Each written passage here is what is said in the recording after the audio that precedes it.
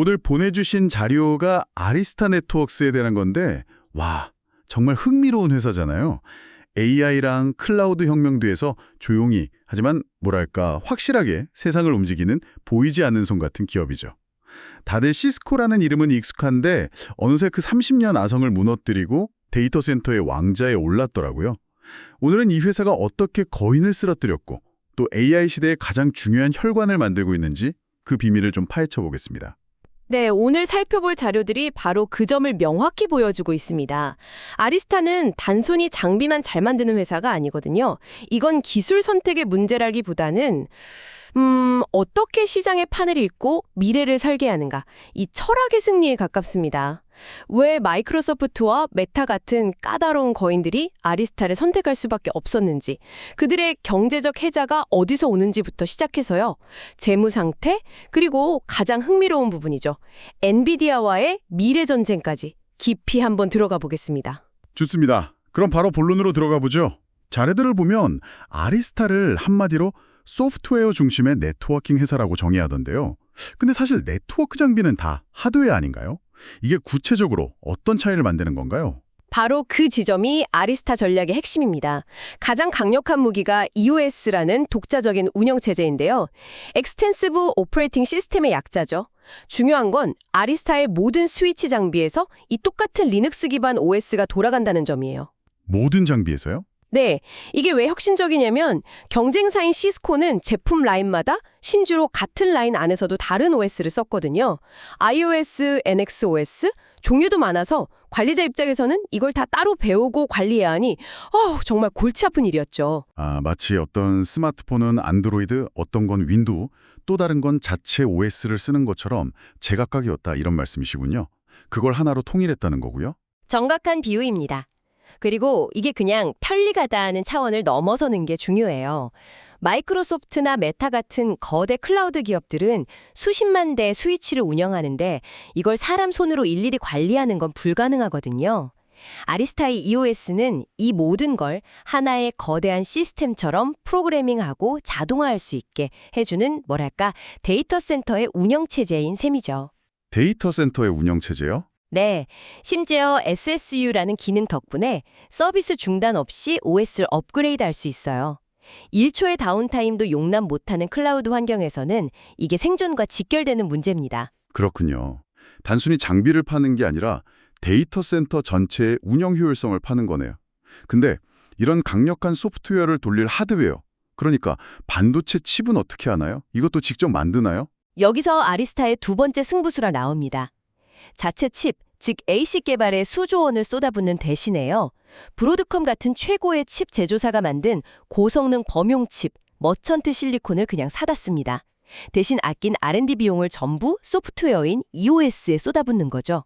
잠깐만요. 좀 의외인데요. 핵심 부품을 남에게 의존한다는 게 약점이 될 수도 있지 않나요? 기술 종속의 위험은 없고요. 아주 날카로운 지적입니다. 하지만 아리스타는 그걸 역으로 이용했어요. 자체 칩 개발에 묶여 있으면 시장의 최신 기술을 빠르게 반영하기가 어렵습니다. 아리스타는 브로드컴이 가장 빠른 칩을 내놓으면 그걸 가장 먼저 가져와서 자신들의 완벽한 소프트웨어를 얹어서 시장에 제일 먼저 출시하는 전략을 쓴 거죠. 덕분에 AI 시대에 폭발적으로 수요가 늘어난 400G, 800G 이더넷 시장을 선점할 수 있었어요. 그러니까 R&D는 가장 잘하는 소프트웨어에 집중하고 하드웨어는 아웃소싱해서 항상 최첨단을 유지한다 이런 거군요. AI 얘기를 하셨는데 400G, 800G라는 속도가 왜 그렇게 중요한가요? AI 모델이 점점 커지면서 수천, 수만 개의 GPU가 서로 데이터를 주고받아야 하거든요. 이 데이터 고속도로가 조금이라도 막히면 수백억 원짜리 GPU들이 그냥 놀게 되는 겁니다. 병목 현상이 생기는 거군요. 맞습니다. 400G, 800G라는 속도는 비싼 GPU를 100% 활용해서 AI 학습 시간을 며칠, 몇 주씩 단축시키는, 즉 돈과 직결되는 문제예요. 아리스타가 이 길을 가장 먼저, 가장 안정적으로 열어준 겁니다. 고객 입장에서는 특정 회사에 종속되지 않는 개방형 시스템이라 총소유 비용, TCO도 낮출 수 있고요. 이런 기술적 우위를 바탕으로 30년 거인 시스코를 넘어섰다는 건데 그 과정이 정말 한편의 드라마 같더라고요. 자료를 보니 2014년에 상장하자마자 시스코가 소송을 걸었더군요. 이건 거의 뭐 시장에 온 걸 환영한다는 식의 전쟁 선포나 다름없었겠는데요. 그렇죠. 업계 거인이 신참을 아예 싹부터 자르려고 한 겁니다. 무려 14건의 소송을 동시에 걸었으니까요. 4년 동안 정말 치열하게 싸웠는데 그 결과가 아주 흥미로워요. 결국 아리스타가 4억 달러를 지불하고 합의했지만 시장은 이건 전혀 다르게 해석했죠. 어떻게 해석했는데요? 4억 달러만 내면 시스코의 기술 특허 이슈가 모두 해결되는구나. 오히려 불확실성이 사라졌네? 라고 받아들인 거예요. 시스코는 아리스타를 죽이려다 오히려 기술력을 공인해주고 투자자들의 불안감만 해소해준 꼴이 됐군요. 정말 아이러니하네요. 말 그대로 위기를 기회로 만든 완벽한 사례죠. 이 소송이 마무리된 후 아리스타는 날개를 달았고요. 마침내 2024분기 데이터 센터 스위칭 시장에서 시스코를 제치고 점유율 1위를 차지하는 역사적인 순간을 맞이합니다. 다윗이 골리앗을 이긴 거죠. 그렇게 데이터 센터 시장을 평정하고 최근에는 그 영역을 더 넓히고 있다고요? 자료에 나온 M&A 목록을 보면 방향성이 뚜렷해 보여요. 맞습니다. 데이터 센터에서의 성공 방정식을 기업 전체 네트워크로 확장하고 있습니다. 와이파이 기술을 가진 모조 네트워크스, 네트워크 보안 기업 어웨이크 시큐리티를 인수했고요. 최근에는 SD-WAN 사업부를 인수했는데 이걸 쉽게 말하면 기업의 여러 지점들, 즉 클라이언트와 중앙 데이터 센터나 클라우드를 연결하는 네트워크를 소프트웨어로 똑똑하게 관리해주는 기술입니다. 아, 그렇군요. 이걸로 데이터 센터 내부뿐만 아니라 회사 전체를 아우르는 클라이언트에서 클라우드까지의 큰 그림을 완성한 거죠. 기술적으로 시스코를 이겼고 법정 싸움에서도 사실상 승리했군요. 이런 드라마틱한 스토리가 실제 비즈니스, 그러니까 돈은 얼마나 잘 벌고 있는지로 이어지는지 궁금한데요. 자료에 나온 재무 상태를 보니 이건 뭐 거의 반칙 아닌가 싶을 정도던데요. 반칙이라는 표현이 나올 만하죠. 일단 성장세가 무섭습니다. 2025년에도 26에서 27%의 높은 성장을 예상하고 있고 특히 AI 관련 매출이 2025년에만 최소 10억 달러를 목표로 하고 있어요. 새로운 엔진이 아주 강력하게 돌고 있는 거죠. 성장성도 대단하지만 저는 영업이익률 48%라는 숫자를 보고 솔직히 믿기지가 않았어요. 보통 하드웨어 회사는 마진이 박하게로 유명하잖아요. 이건 어떻게 가능한 거죠? 칩은 사오고 장비도 만들어 파는 회사인데 왜 수익성은 구글이나 마이크로소프트 같은 소프트웨어 기업처럼 나오는 건가요? 정말 좋은 질문입니다. 그 비밀 역시 소프트웨어와 비즈니스 모델이 있습니다. 일단 EOS라는 강력한 소프트웨어가 높은 가격을 정당화해 주고요. 또 다른 이유는 주 고객이 마이크로소프트와 메타 같은 소수의 거대 클라우드 기업이라는 점입니다. 이들은 한 번에 수만 대씩 구매하기 때문에 복잡한 영업이나 마케팅 비용이 거의 들지 않아요. 아, 영업 비용이 적게 드는군요. 네. 덕분에 판매 관리비 비중이 극도로 낮아져서 이런 경이적인 수익성이 가능한 겁니다. 그렇군요. 그런데 10조 원이 넘는 현금을 쌓아두고 있는데 배당은 안 한다고요? 주주들 입장에서는 좀 아쉬울 수도 있겠는데요. 이 돈으로 뭘 하려는 걸까요? 현재로서는 배당보다 성장에 재투자하는 것을 우선하고 있습니다. 벌어들인 현금은 AI 네트워킹 같은 미래 기술 R&D에 투자하거나 15억 달러 규모의 자사주를 매입해서 주주 가치를 높이는 데 사용하고 있죠. 경영진은 아직 회사가 더 크게 성장할 수 있는 활주로가 많이 남았다고 보는 겁니다. 알겠습니다. 좋은 건 다 알겠는데 그럼 청취자 여러분께서 가장 궁금해하실 부분이죠. 이렇게 완벽해 보이는 회사, 주가가 이미 너무 비싼 건 아닐까요? 이 모든 기대감이 가격에 다 녹아있어서 상투를 잡는 건 아닌지 걱정될 텐데요. 그 부분이 바로 투자자들이 가장 신중하게 봐야 할 지점입니다. 밸류에이션은 확실히 높은 편이에요.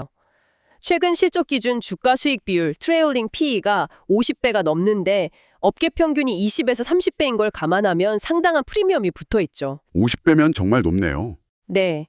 성장률을 감안한 PEG 지표로 봐도 2.0 내외로 이미 성장에 대한 기대감이 주가에 충분히 반영된 상태라고 볼 수 있습니다. 한마디로 좋은 건 알겠는데 싸지는 않다는 거군요. 그렇다면 앞으로의 성장이 이 높은 밸류에이션을 정당화해줘야 할 텐데요. 아리스타가 그리는 미래는 어떤 모습인가요? 경영진은 회사의 명운을 AI 네트워킹에 걸고 있습니다. 지금 AI 모델을 학습시키는 데이터 센터의 백엔드 네트워크는 엔비디아의 독점 기술인 인피니밴드가 꽉 잡고 있거든요. 아리스타는 이걸 개방형 표준 기술인 이더넷으로 대체하겠다는 아주 야심찬 계획을 가지고 있어요. 2020년 AI 관련 매출 목표를 27억 5천만 달러로 제시할 만큼 자신감을 보이고 있죠. 아, 데이터 센터 시장에서 시스코를 상대로 썼던 개방형 대 폐쇄형의 싸움을 AI 시장에서 엔비디아를 상대로 다시 한번 벌이겠다는 거군요. 흥미진진한데요. 맞습니다. 동시에 데이터 센터에서 검증된 EOS의 안정성과 효율성을 기업용 캠퍼스 네트워크, 그러니까 일반 사무실 네트워크 시장으로 확장하는 전략도 병행하고 있습니다. 두 개의 강력한 성장 엔진을 동시에 돌리겠다는 거죠.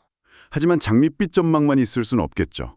자료에 나온 리스크들을 보니 아슬아슬한 줄타기를 하고 있다는 생각도 들던데요. 네, 몇 가지 아주 중요한 리스크 요인들이 있습니다. 첫째는 아까 장점이라고도 했던 고객 집중도입니다. 마이크로소프트와 메타요. 네, 매출의 40%가 마이크로소프트와 메타 단 두 회사에서 나와요. 이건 양날의 검이죠. 이들이 기침만 해도 아리스타는 독감에 걸리는 구조잖아요. 만약 이 거대 고객들의 투자 계획이 바뀌거나 지연되면 실적에 치명적일 수 있습니다. 그 두 회사의 구매력이 워낙 막강하다 보니 가격을 깎으려는 압박도 엄청나겠네요. 갑을 관계에서 자유롭지 못할 것 같은데요? 바로 그게 두 번째 리스크, 마진 압박입니다. 실제로 아리스타 스스로도 2026년에는 지금의 48%대 영업이익률이 43에서 45% 수준으로 떨어질 거라고 예상하고 있어요. 아, 스스로 예상을 하고 있군요. 네, 거대 고객 비중이 늘면서 생기는 자연스러운 현상일 수 있죠. 하지만 가장 큰 위협은 역시 경쟁자입니다. 바로 엔비디아군요. 그렇습니다. 세 번째이자 가장 큰 리스크는 엔비디아와의 직접 경쟁입니다. 엔비디아가 이제는 자사의 GPU와 이더넷 스위치를 아예 묶어서 파는 풀스택 전략을 강화하고 있거든요. 아, 묶어 팔기 전략. 우리 GPU를 최고 성능으로 쓰려면 우리 네트워크 장비까지 같이 써야 해. 라고 나오는 거죠. GPU 시장을 독점한 엔비디아의 이런 전략은 아리스타에게는 엄청난 위협입니다. 결국 AI 칩의 제왕과 AI 네트워킹의 제왕이 정면으로 부딪히는 거군요. 이건 마치 어벤져스, 시빌 워 같아요. 어제까지 AI 생태계를 같이 만들던 동맹이었는데 오늘은 서로의 심장부를 노리는 적이 된 셈이네요. 완벽한 비유입니다. 여기에 반도체 공급망 문제나 미중 무역 갈등 같은 지정학적 리스크도 항상 잠재되어 있고요. 자, 오늘 아리스타 네트워크스에 대해 정말 깊이 있게 파고 들어봤습니다. 소프트웨어라는 칼로 네트워킹 시장의 거인을 쓰러뜨렸도 이제는 AI 혁명이라는 가장 큰 파도의 중심에 선 기업입니다. 압도적인 기술력과 거의 완벽에 가까운 재무 상태는 정말 매력적이네요. 하지만 동시에 이미 비싼 주가, 소수 고객에 대한 높은 의존도, 그리고 엔비디아라는 최종 보스의 등장은 앞으로 넘어야 할 큰 산입니다. 아리스타의 이야기는 단순히 한 기업의 성공 스토리를 넘어서요. 기술 산업의 패러다임이 어떻게 폐쇄적인 하드웨어 중심에서 개방적인 소프트웨어 정의 인프라로 넘어가고 있는지를 보여주는 살아있는 교과서라고 할 수 있습니다. 마지막으로 청취자 여러분께 이런 질문을 던져드리고 싶습니다. 지금 AI 네트워크 시장의 표준을 두고 아리스타의 개방형 이더넷과 엔비디아의 폐쇄형 인피니밴드가 거대한 전쟁을 벌이고 있습니다.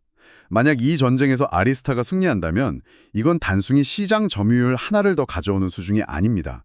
미래 AI 인프라 전체의 운영체제를 장악하는 것과 같은 의미가 될 수 있거든요. 과연 이 거대한 싸움의 승자는 누가 될까요? 이 질문의 답을 찾아가는 과정이 앞으로 아리스타의 가치를 결정할 가장 중요한 관전 포인트가 될 것 같습니다.